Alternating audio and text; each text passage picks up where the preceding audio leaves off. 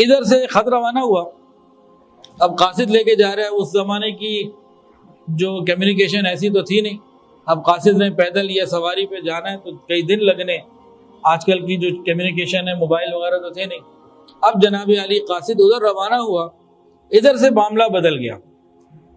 یہاں کوفہ کے اندر ایک شخص تھا, اس نے عبید اللہ بن زیاد کو خط لکھا کہ دیکھو جو کوفہ کا گورنر ہے نا, یا تو یہ کمزور ہے, یہ کمزور بن رہا ہے, یہ کر کچھ نہیں رہا. مسلم بن عقیل آئے ہوئے ہیں اور یہ سب کچھ ہو چکا ہے, اور اگر تمہیں کوفہ کی کوئی پرواہ ہے تو آ جاؤ ادھر. تو نعمان بن بشیر جو تھے وہ اہل بیت کا احترام بھی کرتے تھے اور وہ نرم دل رکھتے تھے. ادھر سے کیا ہوا, تو یزید کو کہا, تو یزید نے یہ خط یزید کو بھیجا گیا. تو یزید نے کوفہ کے اوپر عبید اللہ بن زیاد کو گورنر بنا کے بھیجا, کوفہ کا بھی اور بصرے کا بھی, اور کہا فوراً جاؤ مسلم بن عقیل کو گرفتار کرو اور قتل کر دو اور وہاں کے حاکم بن جاؤ. ادھر حضرت حسین رضی اللہ عنہ نے اہل بصرہ کو ایک خط لکھا کہ بھئی تم لوگ میری خلافت کے لیے تیار ہو جاؤ, میں تمہیں دعوت دیتا ہوں کتاب اللہ اور سنت رسول اللہ کی. اب یہ خط وہاں کے لوگوں کو پہنچا. انہی لوگوں میں سے کسی نے جا کے ابن زیاد کو بتا دیا کہ یہ خط آیا, تو قاصد کو بھی قتل کر دیا گیا اور لوگوں کو بھی دھمکا دیا گیا کہ اگر کسی نے ابن زیاد نے کہا میری مخالفت کی تو اس کے ساتھ پھر میرا اعلان جنگ ہے. اب ابن زیاد جو ہے نا, عبید اللہ بن زیاد, یہ اپنے ساتھ مسلم بن عمر باہلی اور شریک بن عور کو لے کے کوفہ پہنچا. اب کوفہ میں اندر صورتحال یہ ہے کہ مسلم بن عقیل رضی اللہ تعالیٰ نے خط بھیجا ہوا حضرت حسین کو بلانے کے لیے. کوفہ والے 18,000 لوگ اور مستقل آئے چلے جا رہے تھے, یہ بیعت ہو چکے تھے. اب یہ سب انتظار میں تھے کہ حضرت حسین آئیں تو ہم ان کے سامنے بیعت ہوں اور ان کے ساتھ خلافت کے لیے لڑیں اور مریں, سب کچھ کریں, جنگ کریں, ہر طرح کی قربانی کے لیے تیار تھے. اب یہ انتظار میں کس کے تھے؟ حضرت حسین کے. ادھر سے آیا کون؟ عبید اللہ بن زیاد. اکثر لوگوں نے حضرت حسین کو دیکھا نہیں ہوا تھا. جب دیکھا کہ عبید اللہ بن زیاد آ رہا ہے تو سب یہ سمجھے کہ رسول اللہ صلی اللہ علیہ وسلم کے نواسے حضرت حسین آ رہے ہیں, اور باقاعدہ عبید اللہ بن زیاد کا استقبال حضرت حسین سمجھ کے ان لوگوں نے کیا. اب جہاں جائیں لوگ ان کو کہیں کہ جی مرحبا بک یا ابن رسول اللہ, کہ اللہ کے نبی کے بیٹے آپ کو مرحبا, مبارک ہو. عبید اللہ بن زیاد جدھر سے دیکھتا ہو تو سمجھتا کہ بھئی یہ تو حالات بدل گئے, تو سارے کا سارا ہاتھ سے نکل گیا یزید کے ہاتھ سے. اب یہ نعمان بن بشیر جو والی تھے کوفہ کے, ان کے جو محل تھا, عمارت تھی, وہاں پہ چلے گئے. وہ انہوں نے دروازہ بند کیا ہوا تھا. یہ وہاں جا کے کہنے لگا میں ابن زیاد ہوں, مجھے یزید نے بھیجا, دروازہ کھولو.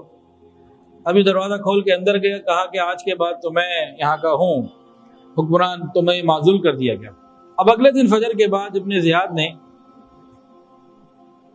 بھرپور طریقے سے جو ہے نا ایک خطبہ دیا اور لوگوں کو کہا جو میری اطاعت کرے گا میں اس کے لیے مہربان, اور جو مخالفت کرے گا میں اس کے لیے عذاب علیم, میں اس کے لیے عذاب بن کر آیا ہوں.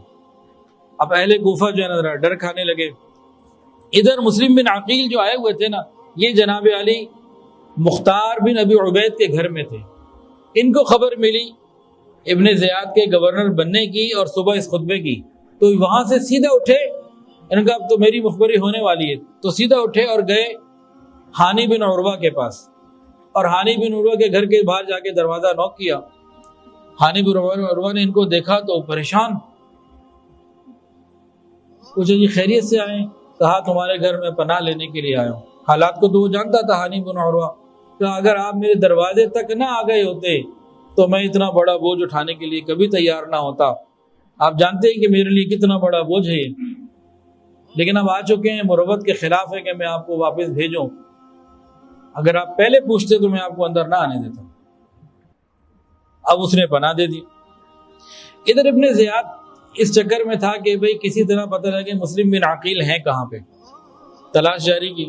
اس نے اپنے خاص دوست کو بلایا, اس کو 3,000 درہم دیے, کہا جاؤ بھی تلاش کرو. اب یہ ابن زیاد کا دوست مسلم بن عقیل کی دوستی کے روپ میں ان کو تلاش کرے. اب یہ لوگوں کو کہے جو خاص پتہ لگا کہ بھئی یہ بندہ ہے, اس کا تعلق ہو سکتا ہے, اہم بندہ ہے, کہ بھئی میرے پاس کچھ پیسے ہیں. ایک شخص تھا، ان کا نام تھا مسلم بن عوزجہ صدی. کہا کہ میرے پاس 3000 درہم ہیں اور میں اہل بیت سے بڑی محبت رکھتا ہوں، اور مسلم بن عقیل رضی اللہ عنہ کو میں دینا چاہتا ہوں تاکہ وہ اپنے کاموں میں استعمال کریں اور اللہ تعالیٰ خلافت تیار کرے، کام کرے. اس طرح کی باتیں کی. کبھی تم کون ہو؟ کہ میں فلانی جگہ سے آیا ہوں. کوئی باتیں کی. کئی دن وہ اس کو بلاتے رہے، کئی دن آنا جانا رہا. کئی دن میں ان کو اندازہ ہو گیا کہ بندہ صحیح ہے، یہ کوئی گڑبڑ نہیں ہے، کوئی جاسوس نہیں ہے. ملاقات کروا دی، بتا دیا کہاں پر ہیں. اب جناب ابن زیاد کو پتہ لگ گیا. اس طریقے سے پتہ لگ گیا 3000 درہم جو ایڈ بھیجی اس نے تو پتہ لگ گیا. اب ہانی بن عروہ کے گھر میں تھے. ہانی بن عروہ قدرتاً بیمار ہو گئے. اب ابن زیاد کو جیسے پتہ لگا کہ ہانی بن عروہ کے گھر ہے اور ہانی بن عروہ بیمار بھی ہو گیا تو اس نے کہا جی میں نے تو عیادت کرنے آنا ہے، پیغام بھیجا. اب ہانی بن عروہ کے گھر میں ابن زیاد نے آنا ہے. ہانی بن عروہ کو وہاں پہ ایک صاحب نے مشورہ دیا اور مسلم بن عقیل کو بھی مشورہ دیا کہ یہ بدبخت رات کو آ رہا ہے شام کو آپ سے ملنے، آپ اس پہ قدرت پائیں، اس کو قتل کر دیں، ختم کریں معاملے کو. پتہ ان دونوں نے کیا جواب دیا؟ کہا کہ نہیں، یہ شرافت کے خلاف ہے، یہ اچھا نہیں لگتا اس طرح کسی کو دھوکہ دینا، یہ کرنا. اللہ اکبر کبیرہ. بات صرف اتنی ہے، اگر ہمیں سمجھ میں آ جائے جو اہل حق ہوتے ہیں نا، اور خصوصاً ان میں بھی اہل بیت، ان کی کیا شان ہے، کیا ان کے کہنے، وہ ہر وقت یہ دیکھتے ہیں کہ میرے ہر کام میں، ہر قدم میں اللہ کی رضا ہے کہ ناراضگی. یہ اتباع سنت کے ساتھ ہے، یہ اتباع سنت کے خلاف ہے. اور یہ جو ہمارے معاشرے کی اچھی اعلیٰ اقدار ہیں، ویلیوز ہیں، ان کے مطابق ہے یا ان سے ہٹ کے.